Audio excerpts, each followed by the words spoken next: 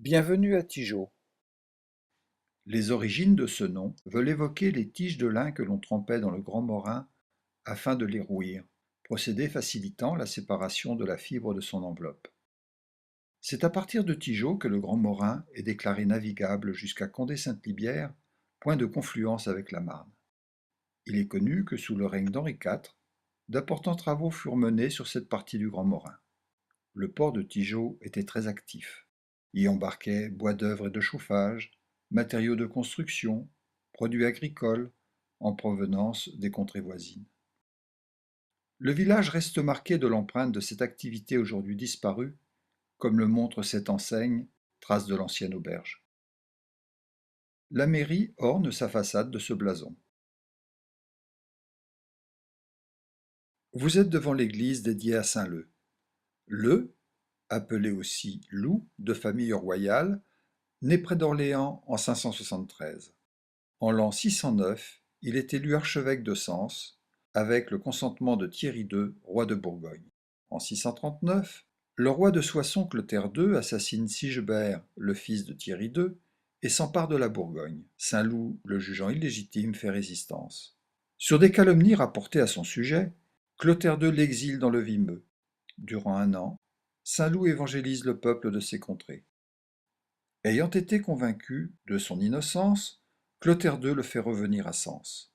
Confus, il se jette à ses pieds et demande son pardon. Saint-Loup lui accorde. Le chemin de son retour se parsème de miracles. À Paris, les prisons s'ouvrent. À Melun, ses prières arrêtent le ravage d'un incendie. Mort en 623, son culte est encore vivant aujourd'hui. Des processions et pèlerinages l'honorent début septembre en de nombreux lieux. Il est invoqué contre l'épilepsie, les convulsions et les maladies du premier âge. Et sous nous entrions. À l'image de son clocher, nous découvrons une église simple et élégante. Construite au XVIe siècle sur l'emplacement d'une chapelle, elle est restaurée en 1806. De plan rectangulaire à chevet plat, de fins poteaux délimitent nef et bas-côté sud. Les bois assemblés des fermes sont apparents, les plafonds sont en plâtre surlati. Sur le devant du maître-autel du XVIIIe siècle, un médaillon représente le sacrifice de l'agneau. Au-dessus, le tabernacle du XIXe siècle est entouré d'anges en bois sculpté. L'ensemble, adossé au mur du chevet, a nécessité la condamnation partielle de la baie centrale. Seule en subsiste la partie haute de l'ogive, représentant le Christ en croix avec Marie, sa mère, et saint Jean.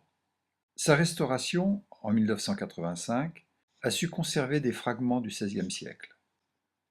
Le bas-côté sud accueille un autel dédié à la Vierge portant l'enfant Jésus. L'ensemble, éclairé par un joli vitrail daté de 1868, signé Bergès, maître verrier toulousain. C'est Marie, debout sur une nuée, auréolée des 12 étoiles de la femme décrites par saint Jean dans son Apocalypse. Les fonds baptismaux en pierre sculptée à décor de Gaudron sont du XVIIIe siècle.